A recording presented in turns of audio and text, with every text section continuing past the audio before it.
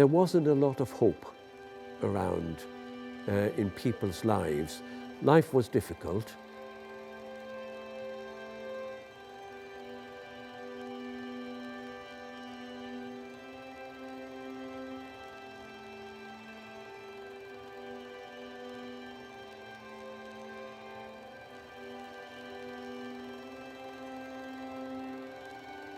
There weren't probably big things like that going on with lights and festivals and things just after the war, so it was something so unusual. I think that's, you know, it was very enterprising of Leamington to even think of putting on something like that.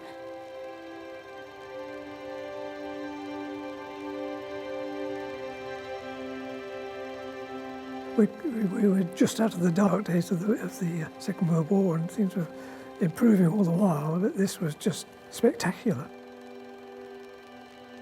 And this really lit the town up, and when people heard of it from miles and miles around, they used to come by train and all sorts of transport to get here. It was just bright, it was cheerful in a drab world.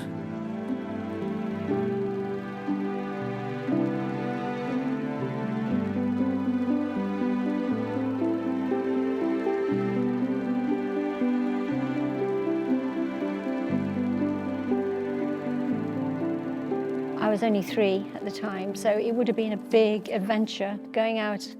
It would have seemed like a long journey to me going in. We had a car, so we went by car.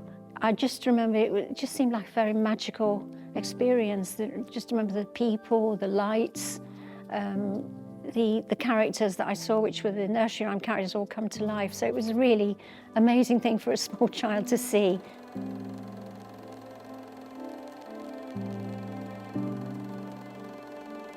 We came in my father's fish van. My dad didn't have a car because he didn't need one. Dad had a van for deliveries, so there was a rug in the back of the fish van, and we sat in there and we came over and we got here.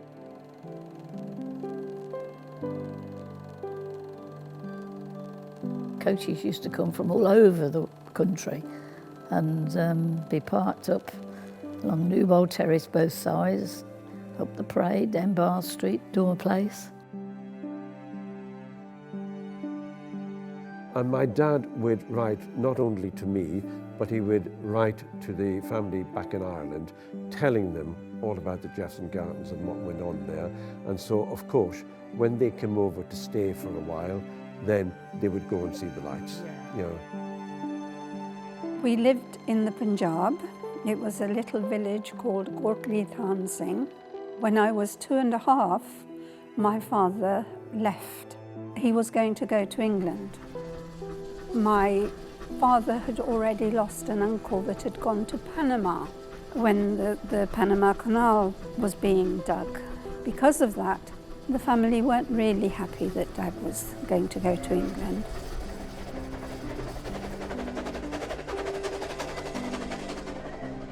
We came to Leamington Spa in August 1955, so 69 years ago. The reason that my family came to Leamington Spa, that we came from Ireland and there wasn't enough work for people in Ireland, so my father came to Leamington first and he got a job in Leamington. He was a skilled machine operator and he got a job in Lockheed's, and so he came back to Ireland and we all came. There were 5 children. My youngest sister was nearly 1 and we lived in a very little house. It was literally 2 up, 2 down, with a toilet in the backyard, and that's how we started off in Leamington.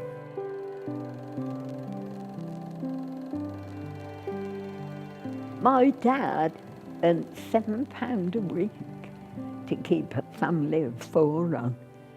So to go even to the Lights of Leamington was a very special treat.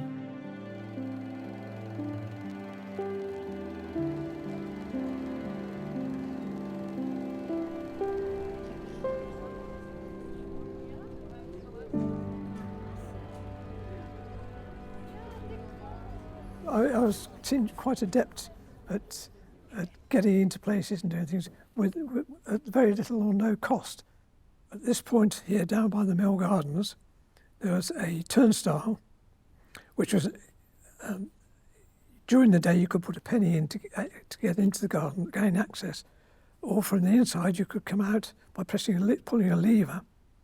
I found that I could squeeze part way through the turnstile, reach through to the handle, pull the handle so that the turnstile would rotate, and rotated about part way to a point where I could actually squeeze through the side of the bars and gain access. I don't think anybody else could do that because nobody's small enough or daft enough, cheeky enough.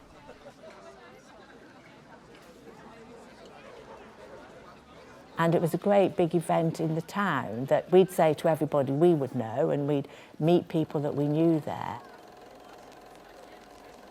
Going to the lights tonight, going to the lights tonight, you know, and we were in little parties sort of thing going down there and then walking around and seeing them.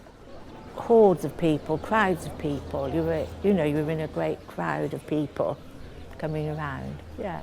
And it was always so welcoming, because as soon as you got there, that the visual effect of it would immediately engage you and excite you as a child.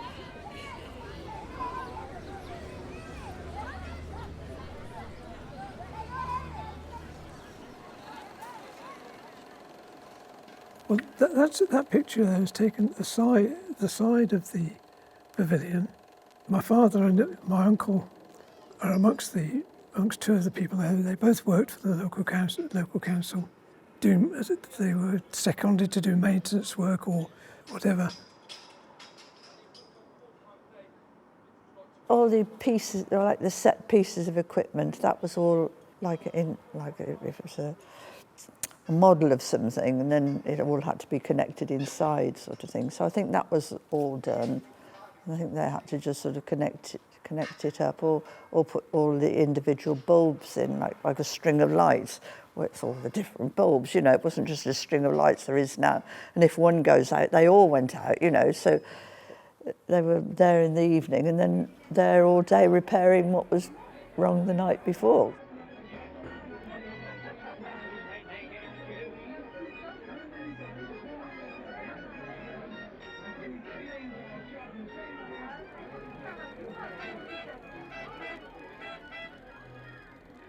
Oh, I remember that one. They made it look as if it was underwater, and they were all bobbing up and down.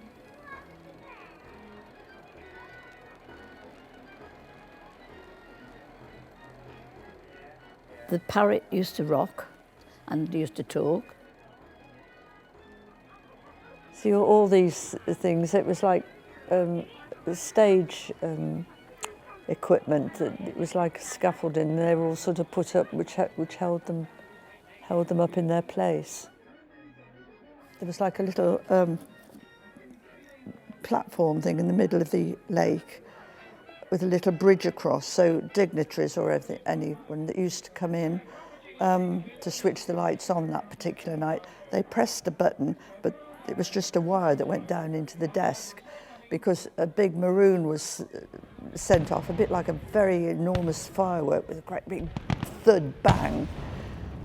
And that was to indicate to the various electricians that were at points all the way around the gardens, so that they could switch their section of lighting on.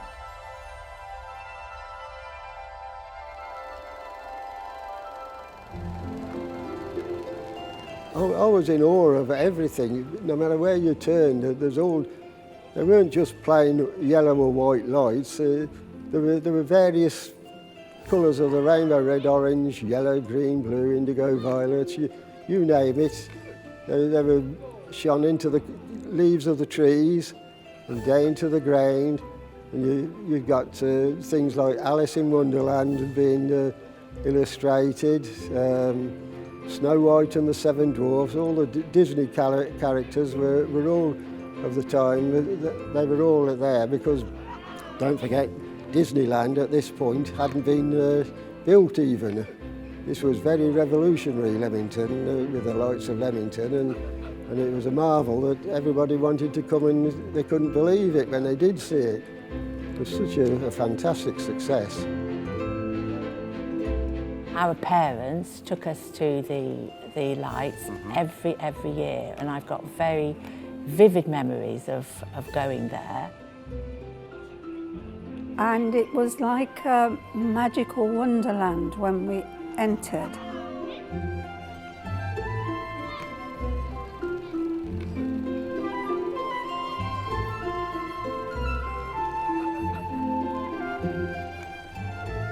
It was just a wonderland. It was surreal, and it was escapism after all the austerity that we've been through.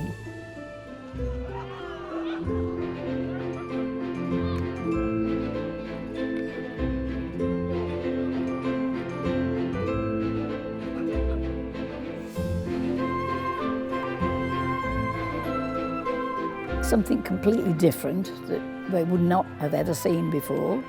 Something that would take 2 to 3 hours to walk round, which it did. I'd come from a village where there was no electricity, and it was seeing all these lights and all these colours. It really was magical. Well, your first instinct, if you saw that in the dark, you'd think, how long has that been there? It's such a surprise.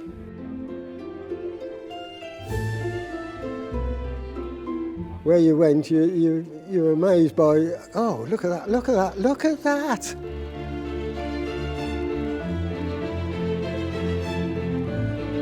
Suddenly, there's all this light. You're in Wonderland. You didn't have to go to Disney. It's all there in front of you.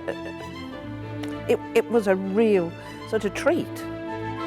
You get things like the scenery of Venice, for instance, where you can see where the Bridge of Sighs is, the Doge's Palace, St Mark's Square. It was a real good scenery along there. New York skyline was another one. You've got these images of the Queen Elizabeth and the boat. So no matter where you went, there was always something.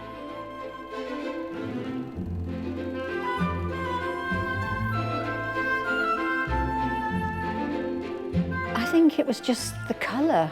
I mean, because colour was quite rare in those days.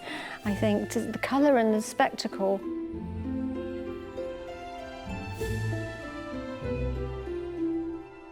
All the trees, Hickman's Fountain, the obelisk, they were all floodlit.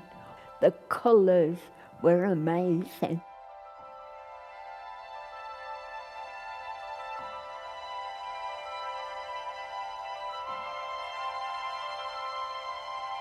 The fountains, when I looked at them, I thought it was coloured water that was sprouting out.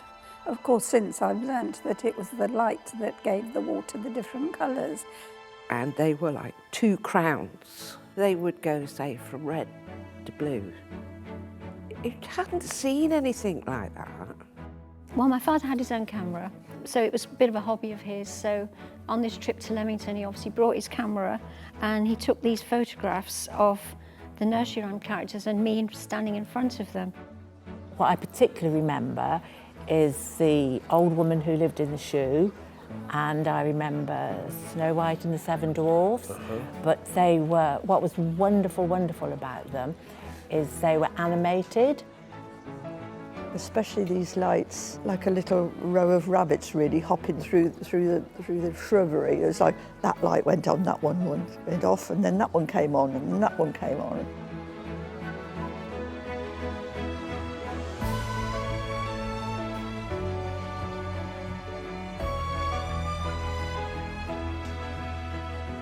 That birdcage walk was really pretty.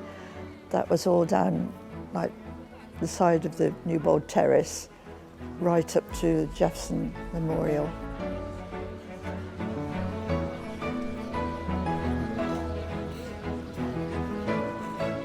Well, I can remember the Queen's coronation, and we had our first TV. So I remember my mother, when she took my photographs with a tableau of the coronation, insisting I took my coat off, and it probably was cold. So there's a couple of shots with me with my coat on and a couple of me with probably the dress that my mother was very proud of that she'd made.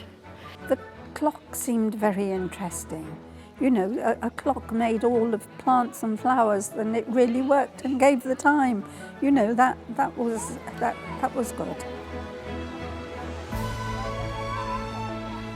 There's the version of the Guinness clock along here, which was quite fascinating because on the hour, figures would rotate, pop up, and also do a few strange things. You used to run down to watch it. You never, ever got fed up of watching it.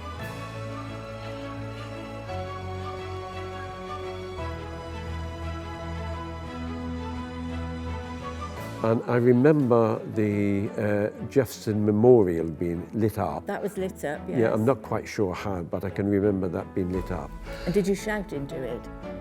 So it echoed? I still shout into it. Oh, right. And I think it was just a joyful place where people could go for a nice evening out.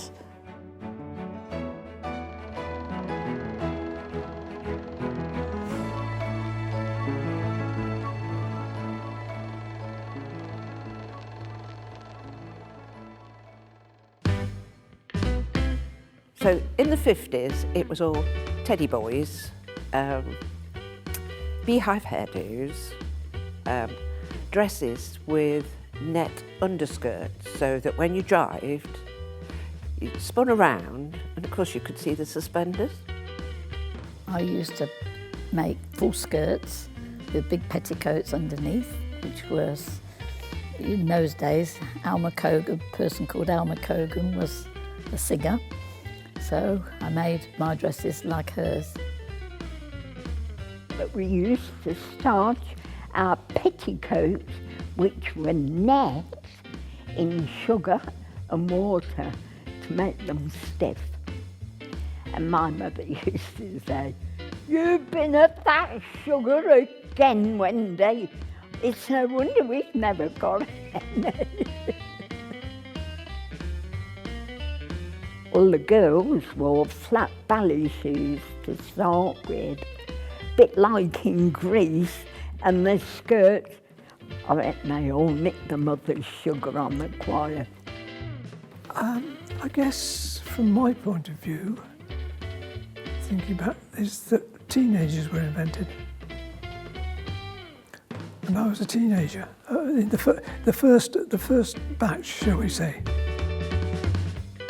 There was one lad in Leamington, beetle crushes came in, teddy boy suits, and he had this suit made out of curtain material.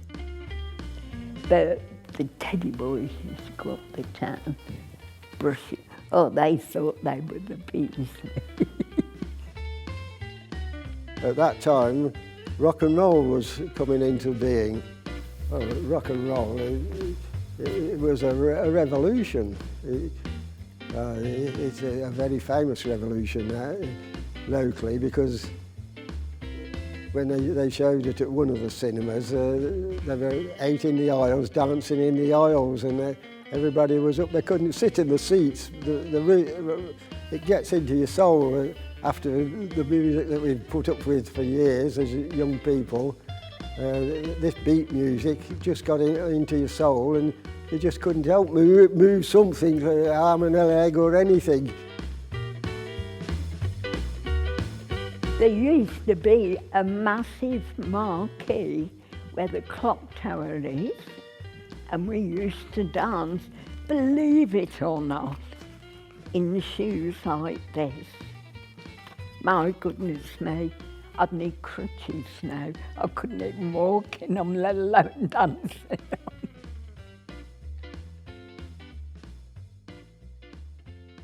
And adjacent to the lake, where we had the fountains, illuminated fountains, with a little stage in the middle of the lake, with a guy sitting there playing an organ.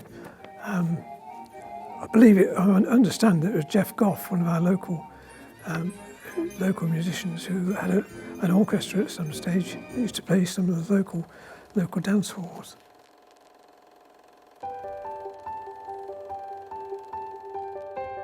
The thing that stands out to me is the ballet. I think it really was, because it was a black background, they kept it dark behind. So it was purposely kept black and you just got the ballet. It was just as if it was in space, really. It was beautiful.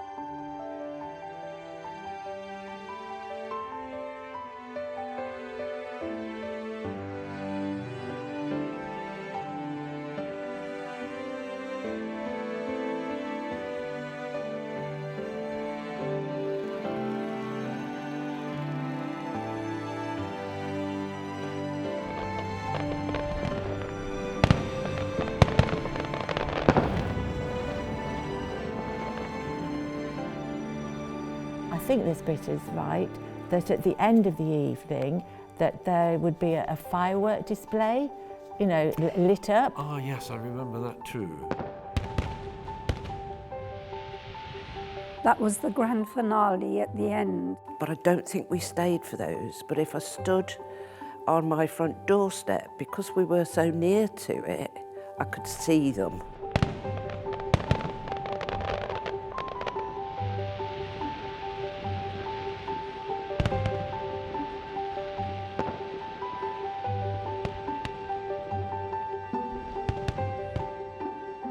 We'd had fireworks in India because at Diwali you always had fireworks, but they were nothing compared with the spectacle that we had here. The ones back at home were quite pathetic, really, in comparison. Because they were just bangers or, you know, tiny little fountains that squirted up and fizzled out. Whereas these, they were big. You know, they were like flowers bursting out. They were, oh, the business. They really were.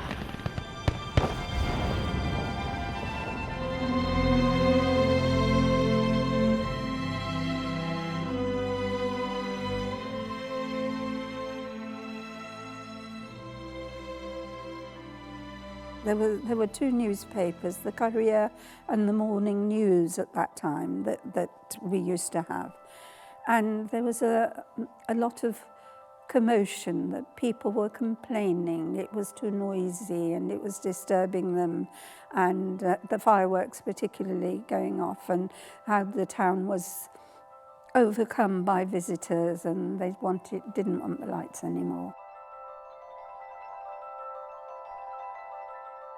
Well, the people, I suppose, it came to a natural end because of the way it's been going for so many years. In the local press, there was always people complaining about the noise and nuisance, but as far as I'm concerned, there was no real noise and nuisance. But to me, anything that I saw that you might consider in those days a noise or nuisance was just people enjoying themselves, youthful high spirits.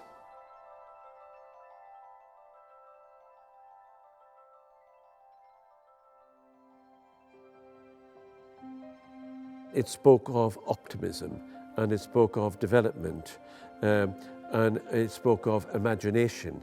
So, and all of that actually on a town cultural sense, we'd actually developed a vision of Leamington as being an interesting place, as being an imaginative place, artistic place. The money it must have brought into Leamington was phenomenal. Because, I mean, people they came and stayed overnight in the hotels. So, yes, there's a lot of money spent, yes. It'd be nice if it did it again. Could do with it. It was very enterprising of Leamington to even think of putting on something like that, the cost of it and advertising it around the Midlands. You just cannot imagine what it was like unless you've been to see it. This is just something so phenomenal that it was breathtakingly beautiful. They're wonderful memories that no one can take away.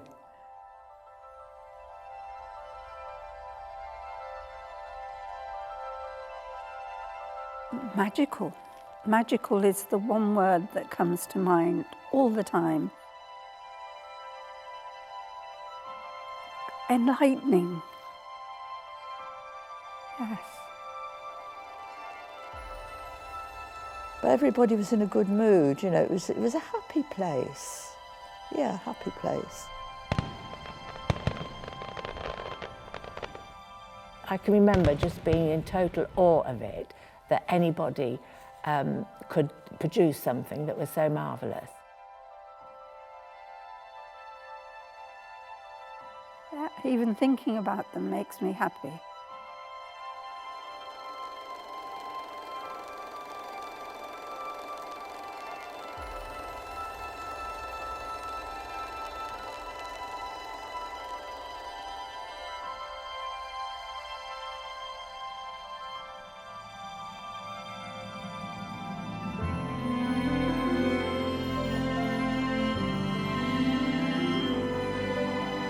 Sometimes the simplest things in life are the best. I love the Lights of Leamington. I really did.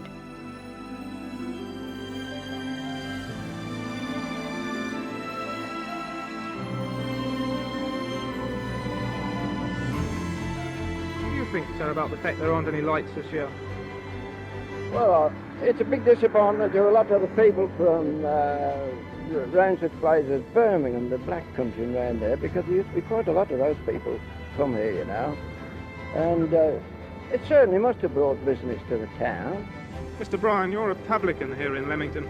How is the fact that there aren't any lights this year affecting you?